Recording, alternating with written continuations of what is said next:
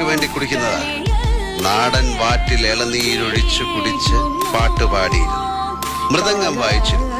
ആളെ തല്ലി കോലം മാറ്റുന്ന വലിയ ചട്ടമ്പിയായിരുന്ന എന്റെ അമ്മയെ ബ്ലാക്ക് മെയിൽ ചെയ്യിച്ച് ഡാൻസ് ചെയ്യിച്ച് ഓൾഡ് ഫ്യൂഡൽ ലോർഡ് മംഗലശ്ശേരി നീലകണ്ഠന് വേണ്ടി.